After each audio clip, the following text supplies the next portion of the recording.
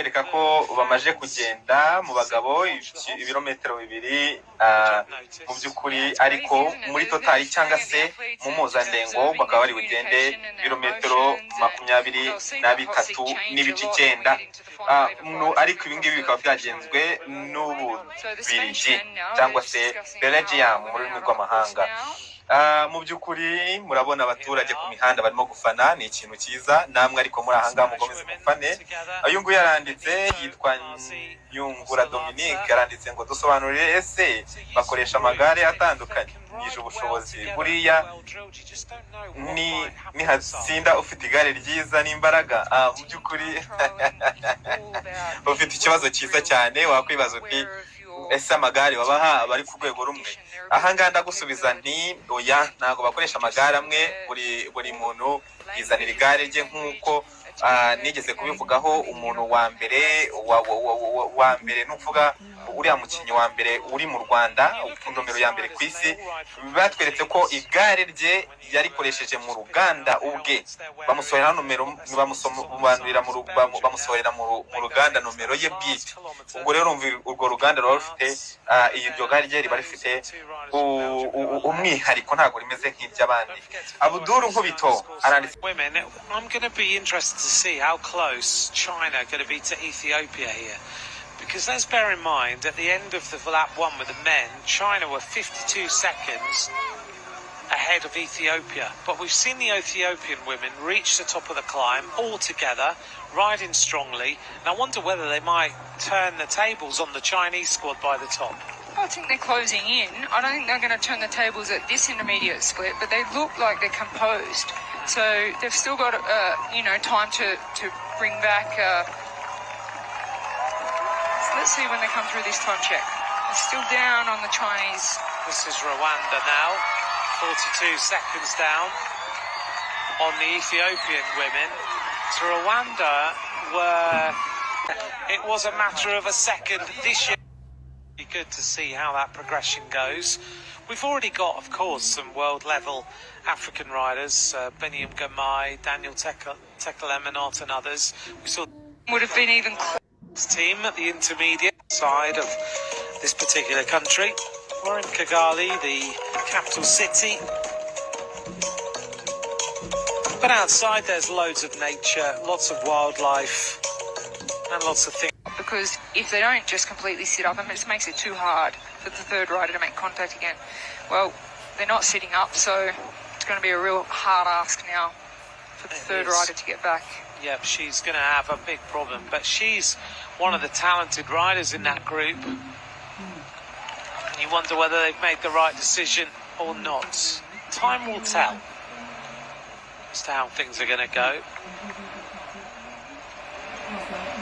That's the Chinese team. They're happy with their performance. And their riders are now out on the course.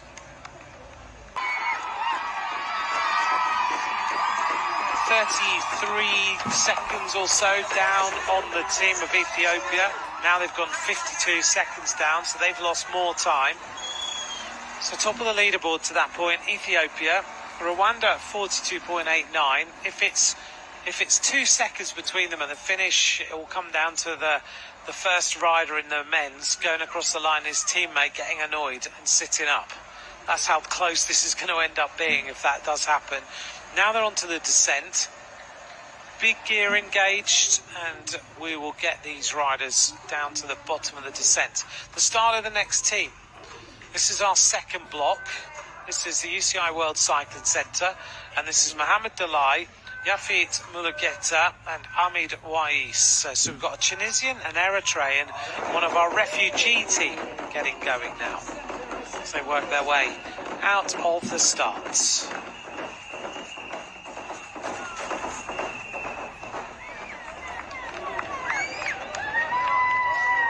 World Cycling Centre, based predominantly from their hub in Aigle in Switzerland, but there's a number of other hubs around the world as well, isn't there, now, for the World Cycling Centre? It's not just about being in Switzerland. No, the UCI have done a fantastic job in globalising, and we just see having the World Championships in in Africa here. We see the efforts they've put in over the last 5 to 10 years to globalise cycling has just been incredible. And those little hubs, those World Cycling Centre hubs, mean that the African nations have access. It means that riders are able to come who don't have the support. They learn, they come to Switzerland, they learn to ride there. Then sometimes we've heard about them being taken to a bit of a training camp in the north of France as well, as we see the Chinese team coming up to this split. And despite the Chinese team having that problem, they are still, by the looks of things, going to be the fastest team. Yeah, I think the decision was probably made to just leave our strongest rider on the front.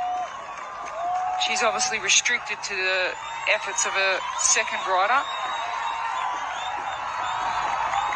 It's just about maintenance and just being aware of your teammates and try and get that second rider to the finish line as quick as possible. So they've not yet gone through the second time check, but they did go through. So they're all at that intermediate one, aren't they? And Uganda have just got to that second time split. So China, Ethiopia, Rwanda, Uganda and Benin is the current order. China leading by 48 seconds. Ethiopia are 42 seconds ahead of Rwanda. And then 1 minute 25 to Uganda. And then there's the team of Benin who are about 8 and a bit minutes behind. But it's all about taking part. That's what this section of this team mixed relay is all about. In our next group of riders, we have the Belgian squad and the Spanish squad. I know we're talking about the favourites. Who do you see as the favourites for today, if you had to name the top two? France and Australia. Australia. That's an easy top two for me to say. Switzerland will definitely be in the mix for sure. Okay. You know, they're the three nations I expect to be on the podium. Germany. I know Belgium are in a bit of trouble today, just making up numbers and there for the points and experience, because they had one of their really good riders, Marta Guzens, who was 21st in the individual time trial, have a little bit of an accident last night. She fainted and hit her head and had stitches. Yeah, so that would have been a strong addition to the team. She's out now, so that kind of just changes. You know, let's just get out there for the experience. Let's get some UCI points, do our best with what we've got. But that's going to hurt that team, isn't it? Yeah, I think for the Belgians, they would have liked to have really had that rider in Marta Guzens. She's so useful, isn't she, Marta Guzens? That's a shame that we don't see that. So you think then that Australia and France are our first and second place teams? Yeah, I mean Switzerland could possibly as well. Okay. I say Australia, France and Switzerland are top three.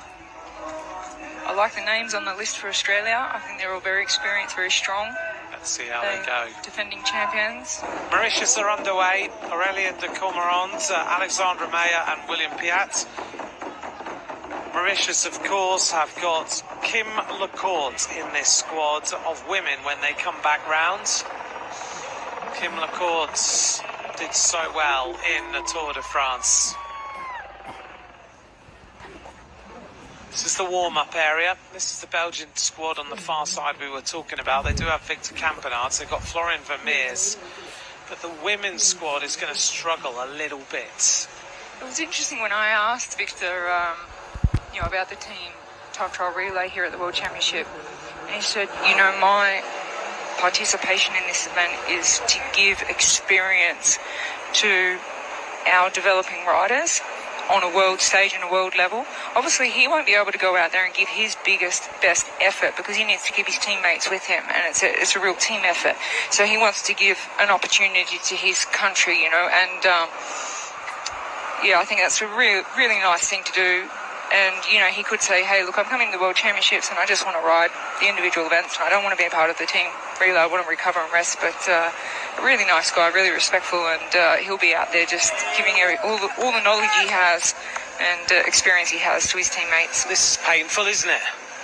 Yeah, this is really painful. As we said, the two women from Uganda, they need to cross the line together, so they're only as strong as their second rider. Maria Lepper starting to suffer a little bit on this cobble climb. See if she can pull it together a little bit, get back on the wheel, get herself into position. It's really hard to explain just how tough this is. You're absolutely right. And it's just a super, super, super tough climb.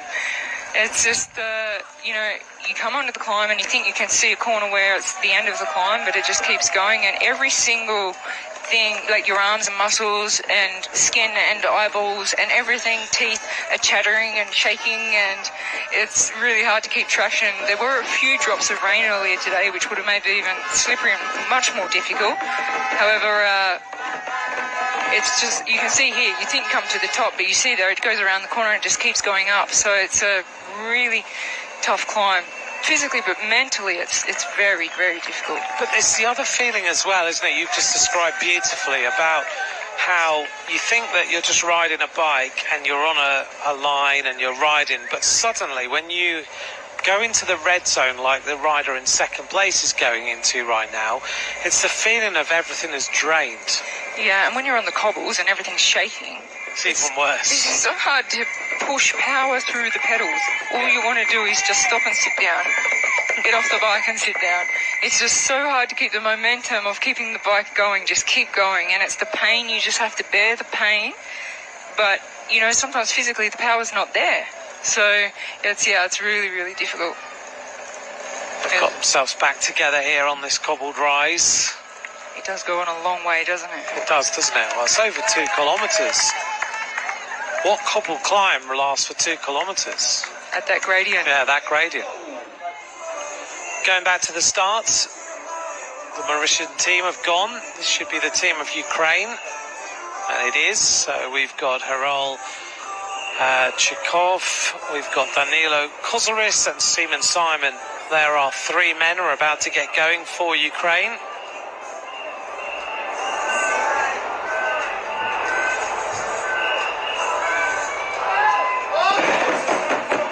Never realised, right, that the commissaires have actually a specific way of counting down from 5.